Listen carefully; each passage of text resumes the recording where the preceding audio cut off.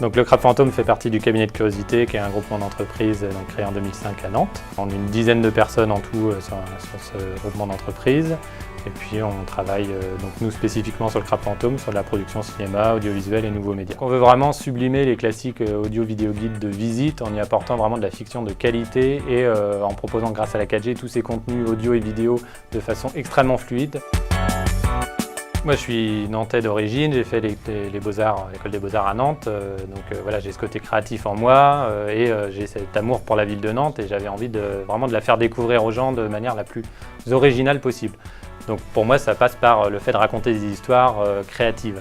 Et donc on est vraiment parti de cette base d'histoire et ensuite on a imaginé et développé cette histoire sur des technologies mobiles.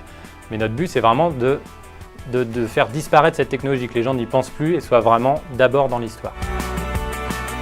On est sur une chasse aux monstres dans les rues de Nantes. L'intérêt avec la 4G, c'est qu'on va pouvoir proposer un plan d'époque de 1925 des rues de Nantes en réel de façon très fluide. Donc on va se déplacer dans le plan de l'époque. Donc voilà, on est géolocalisé bien sûr, on arrive et on a des points clés qui sont identifiés. Donc là en l'occurrence devant la cathédrale de Nantes. Et quand on arrive sur place, on va avoir des lancements de vidéos de façon très fluide. On a deux modèles économiques. Le premier, c'est celui d'un producteur de cinéma classique. Donc on va vendre notre application créative sur les stores, au même titre que les gens, quand ils vont dans un cinéma, achètent leur ticket pour voir un film. Et de l'autre côté, on aimerait vendre notre parcours de fiction sur mobile à des collectivités, à des lieux culturels ou à des offices de tourisme. L'objectif, c'est vraiment de positionner le Crabe Fantôme comme un producteur transmédia important en France.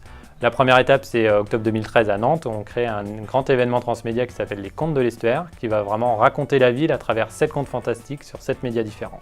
Nantes est une des villes pilotes de la 4G en France, donc on espère avoir un accompagnement technique qui va nous permettre de proposer l'expérience la plus fluide possible pour le spectateur avec notre parcours. Et de l'autre côté, on a évidemment besoin de retombées médiatiques et de communication sur le projet pour mettre en valeur notre savoir-faire.